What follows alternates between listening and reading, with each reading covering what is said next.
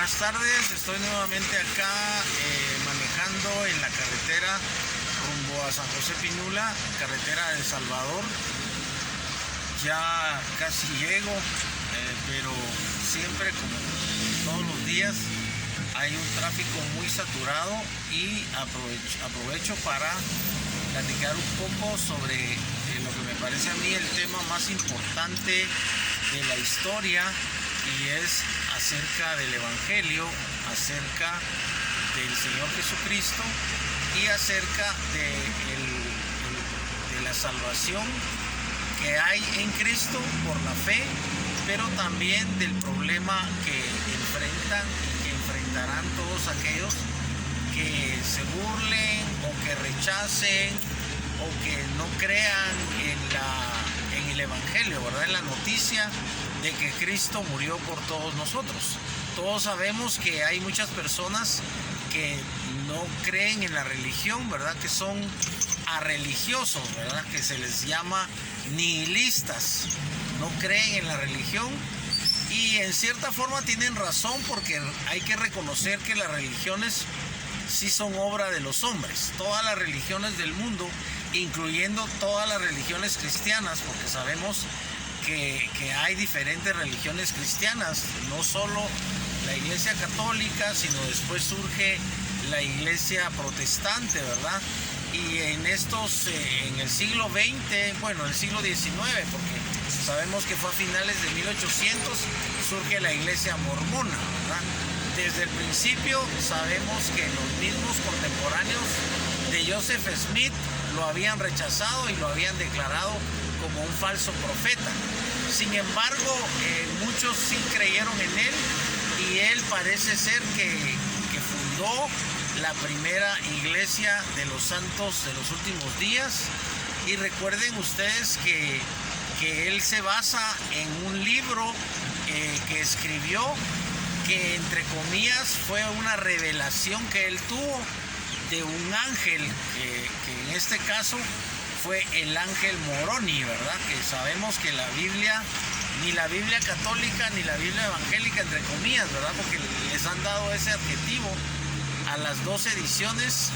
La Biblia católica, que sabemos que está editada por muchas editoras, tiene 6 libros más, ¿verdad? Y la Biblia evangélica, que tiene muchísimas más editoras, no tiene esos deuterocanónicos, ¿verdad? Como el libro de Tobías, como el libro de Sabiduría y Judith, parece que hay un libro.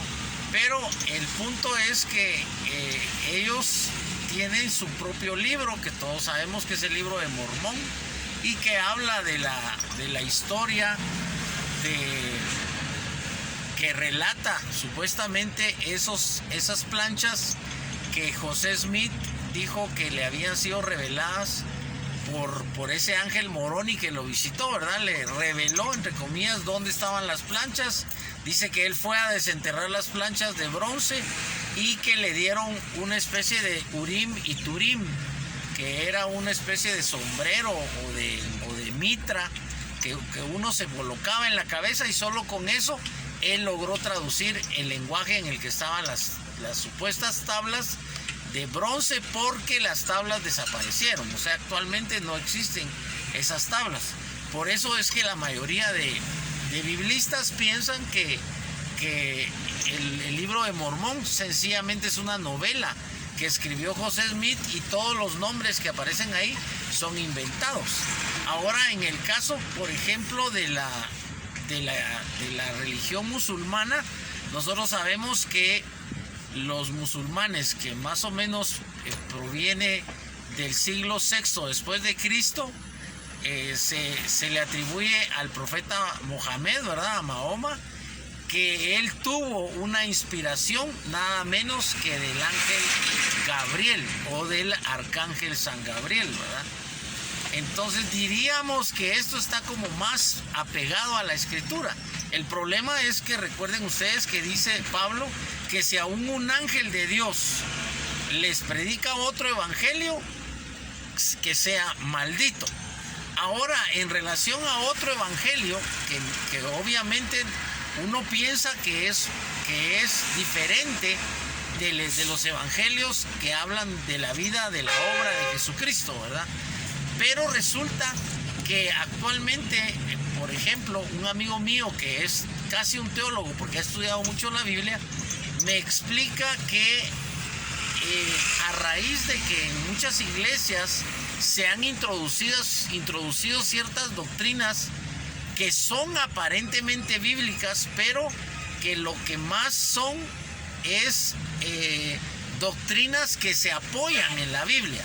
Entonces, doctrinas que han surgido y que tienen, por supuesto, ciertos versículos bíblicos que las respaldan entre comillas, pero el punto es que estas iglesias, que por supuesto me voy a reservar el nombre en particular de las misiones o de los pastores o de los apóstoles que puedan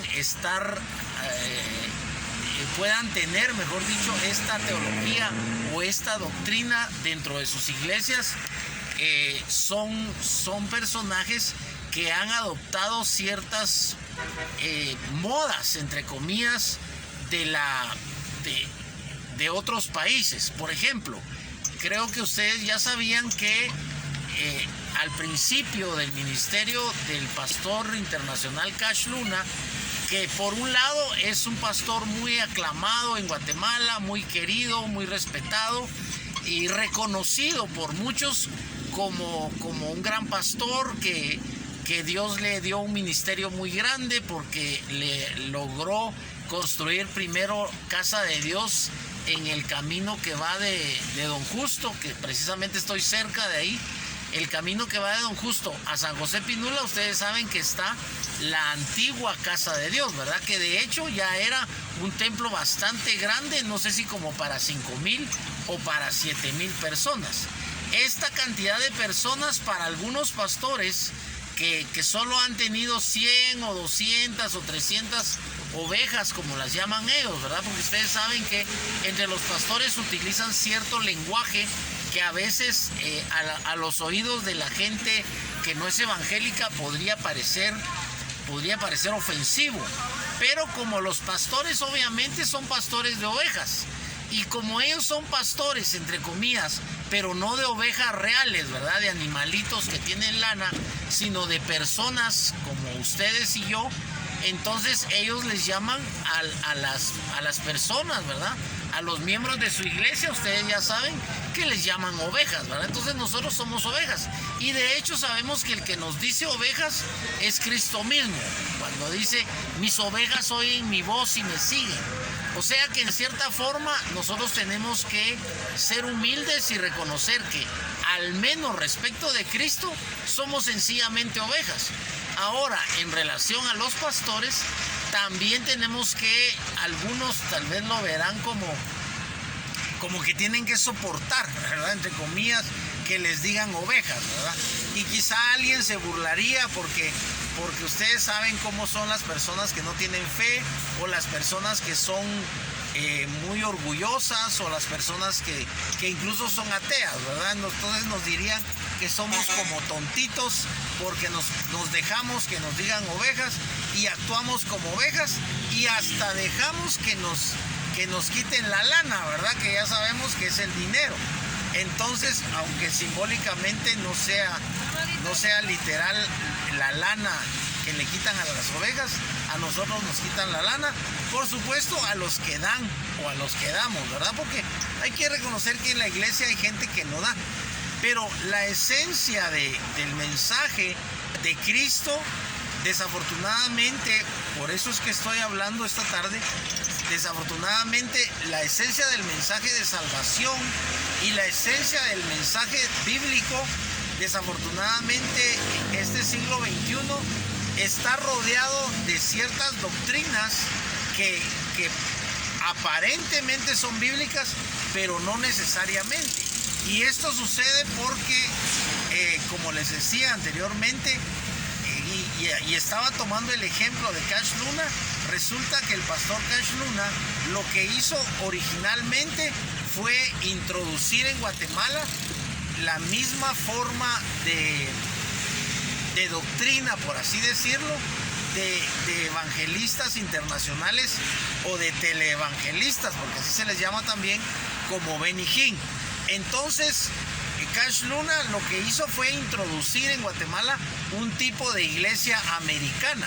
Por eso, si ustedes se dan cuenta, pegó inmediatamente, porque ustedes saben que Guatemala es una cultura imitadora, y es una cultura imitadora de culturas, pero sobre todo Guatemala es una cultura imitadora de la cultura norteamericana o gringa, ¿verdad? Como decimos en Guatemala.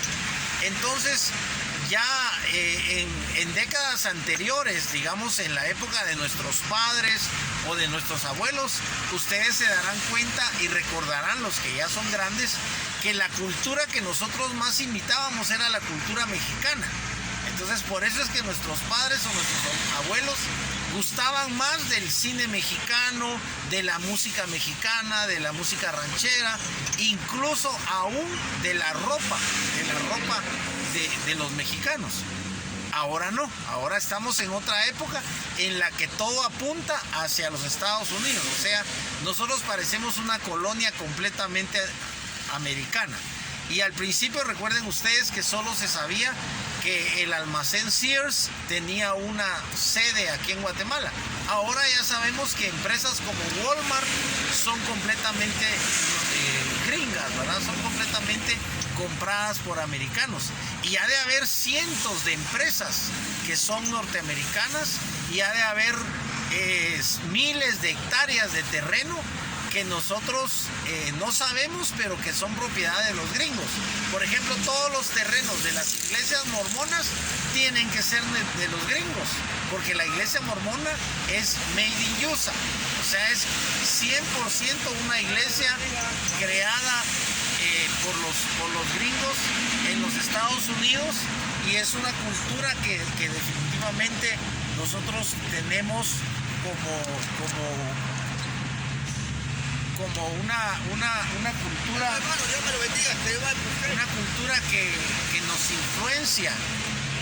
Al principio, por supuesto, la influencia de los norteamericanos en materia religiosa, ustedes saben que era una buena influencia, porque ustedes saben que el presidente, parece que Justo Rufino Barrios, fue el que abrió las puertas para que el evangelio viniera de Norteamérica.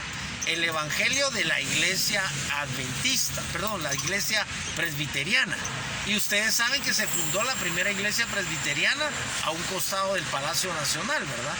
Entonces, la doctrina de la iglesia presbiteriana ha sido una doctrina muy sólida, que desafortunadamente los cristianos modernos, sobre todo los cristianos de iglesias como Casa de Dios, que son neopentecostales, ¿verdad? Ya tenemos un concepto un poco diferente del evangelio respecto del evangelio que tienen la iglesia presbiteriana.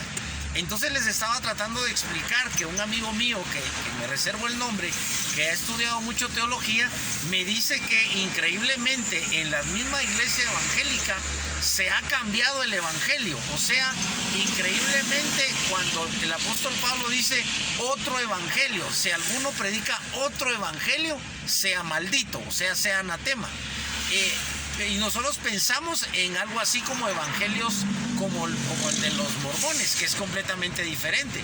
Pero resulta que según él, todo el evangelio que no mantiene la pureza de la fe en la palabra de Dios, que interpreta mucho la escritura, la espiritualiza mucho y la utiliza mucho en relación a su forma de pensar. Quiero explicarme en este sentido para no crear un malentendido. No es lo mismo que yo adapte la escritura a mi forma de pensar. Es decir, que yo busque los pasajes que van a respaldar mi forma de pensar. O sea, yo tengo una forma de pensar y busco pasajes para respaldar esa forma de pensar. Esa es una cosa. Y otra cosa es que yo vea la escritura, trate de entenderla y le pida a Dios comprensión y discernimiento, y que yo adapte mi mente a la palabra de Dios. Entonces, no sé si soy claro en relación a que hay diferencia entre las dos. Una cosa es adaptar la palabra de Dios a mi forma de pensar, y otra cosa es adaptar mi mente o supeditar mi mente o hacer que mi mente sea iluminada y sea enseñada y sea cambiada y sea reformada por la palabra de Dios. O sea, como dice el apóstol Pablo, que debe ser renovada nuestra mente. Entonces, lo correcto no es buscar pasajes que me respalden mi forma de pensar. Por ejemplo, este es otro ejemplo. Hay personas que no aceptan el diezmo y utilizan la Biblia para demostrar que el diezmo no es bíblico. Y por supuesto, todos los pastores, no solo de Guatemala, sino de todo el mundo, hacen lo contrario. Demuestran con la Biblia que el diezmo sí es bíblico. Entonces, ¿qué debemos hacer? Algunos obviamente tenemos que creer que el diezmo es bíblico en el siglo XXI y que es para los pastores. Pero lo que quiero hacerles ver es que, por ejemplo, los que piensan de la forma contraria, es decir, los que piensan que ya no, el diezmo ya no es para el siglo XXI y que el diezmo ya no es para los pastores, podrían, por ejemplo, argumentar que los pastores no son de la tribu de Leví, que los pastores no distribuyen el diezmo en 5 partes como lo distribuían los antiguos de la época de Jesús y de épocas anteriores a Jesús. No lo distribuyen en 5 partes como es, por ejemplo, la atención a las viudas, la atención a los huérfanos y la atención a los pobres, ¿verdad? Entonces, solamente estoy planteando como ejemplo el asunto del diezmo, pero hay doctrinas más complicadas. Por ejemplo, es otro ejemplo. La iglesia presbiteriana, si ustedes se dan cuenta, no cree y no predica la teología o la doctrina de la unción. Mientras que si ustedes se dan cuenta, en la iglesia neopentecostés sí se predica y sí se enseña la doctrina de la unción. ¿Cuál es esa doctrina? Pues según esa doctrina, Dios puede ungir al hombre, en este caso al pastor o al apóstol, lo unge entre comillas, dándole una porción especial, una porción sobrenatural, por supuesto invisible, pero es una porción de poder.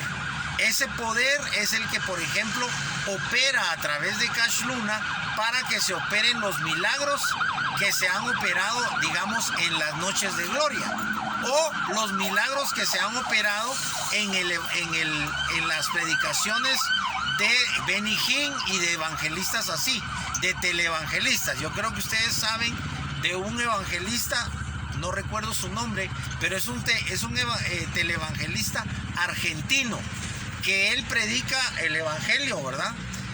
A nivel de campañas o a nivel de cruzadas, en las cuales, por supuesto, se cree en la sanidad divina. Y los videos que yo he visto son videos en los cuales él, ministrando, hace movimiento de la mano, y con ese movimiento de la mano, no él, sino Dios, derriba a un montón de gente, o sea, a mucha gente, porque las campañas o esas cruzadas son visitadas por miles de personas. Parece que él hace cruzadas incluso en la India.